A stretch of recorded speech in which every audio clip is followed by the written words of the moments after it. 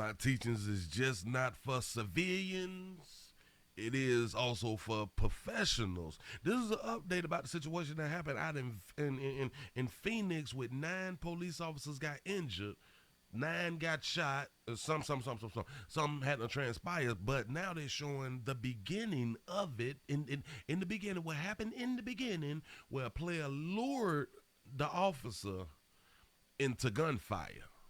Y'all gotta pay attention. Watch this here. Look. Come on. Who's all in the house? Huh? Who's all in the house? It's me.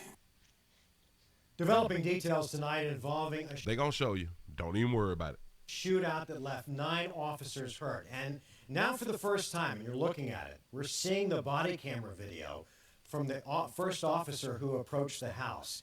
This comes as police start reviewing the case to try to figure out how Phoenix PD wound up sustaining the biggest number of officer casualties in one single incident. One incident raises the numbers. Boy, y'all got to be careful. Mitch Carr joins us live from Phoenix Police Headquarters with a retired assistant police chief and what that person sees in the new video. Mitch? Mark and Cody Bay, 8 of the 9 officers that were hit Friday morning were hit when they thought the incident was winding down. Now, the video you're about to see is very difficult to watch, but it underscores the danger that police face in situations like this. If you have trouble handling gunfire, now is the time to look away. Listen, let me explain something to the rest of America. If you do got a problem listening to gunfire, you need to leave Earth. Like, if you really got a problem with gunfire on your television, you really need to leave Earth. You need to not watch another movie, a sitcom, or whatever.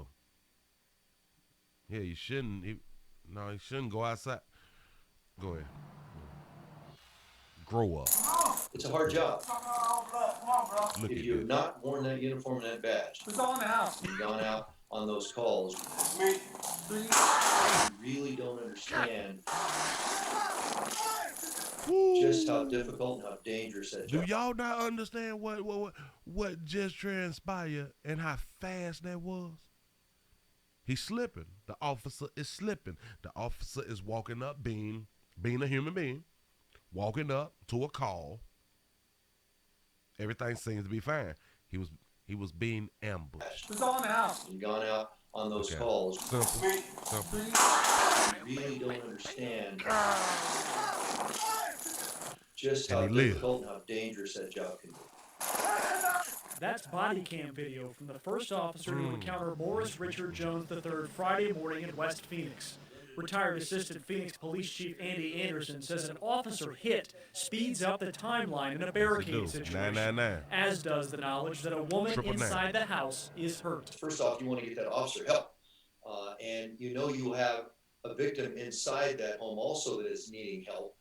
And you have to stabilize the scene. The first thing you want to do is lock that down. Phoenix police did that, and then came something no one expected. A Yup. man surrendering with an infant in his arms. That baby Again, we're going back to they did not expect shit.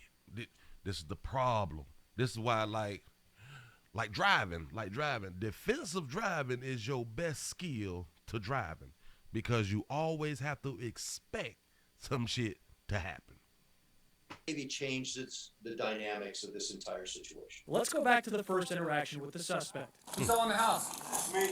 The suspect says he's alone before opening fire, and later, a man surrenders. I think it's obvious that at the time the officers were under the belief that was the suspect that they had in custody. Anderson believes that and the infant may have impacted the priorities of the officers Yes, it advancing did. on the house. Normally what you would do is you would want to clear that home just to make sure that baby changed the whole thing. Anderson says after a thorough review, this may become a training scenario for future police recruits. Maybe this become a part of training. I can help y'all out with that. Don't ever trust nothing. Listen, go back to the defensive driving thing. If you drive in the car, let's say that there's an elderly person walking on the sidewalk. Hell, let's just say that there is a child walking on the sidewalk as you driving down. You have to expect for that child to walk out inside the road.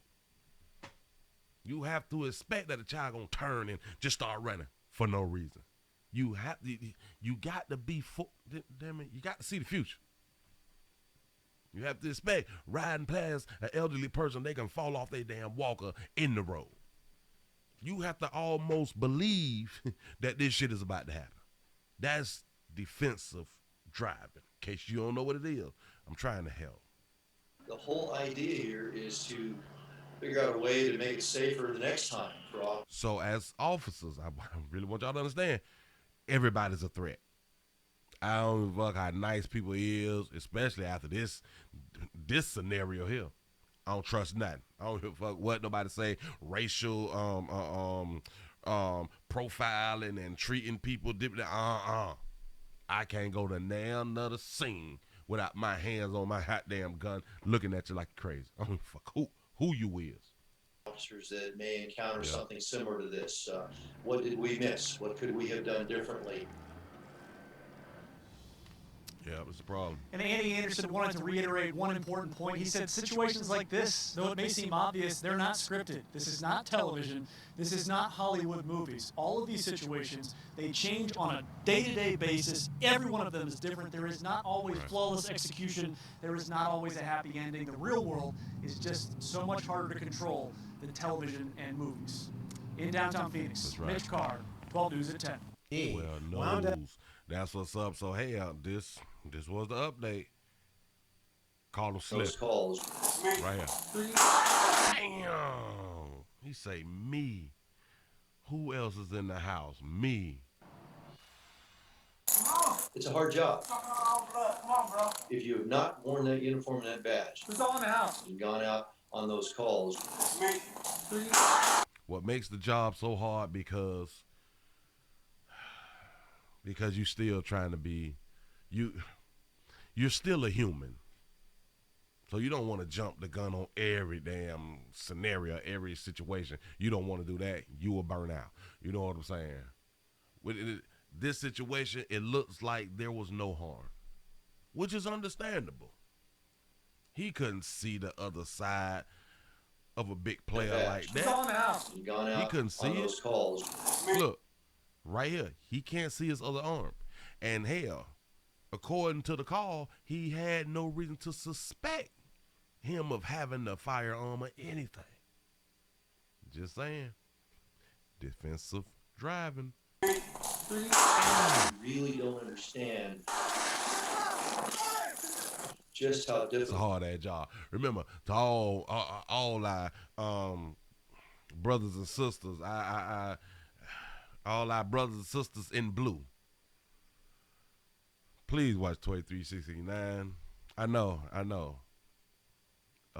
A good day of being law enforcement is it's coming home unmolested. That's an excellent day on the job. I'm just trying to help. Appreciate y'all for rocking. I'm out.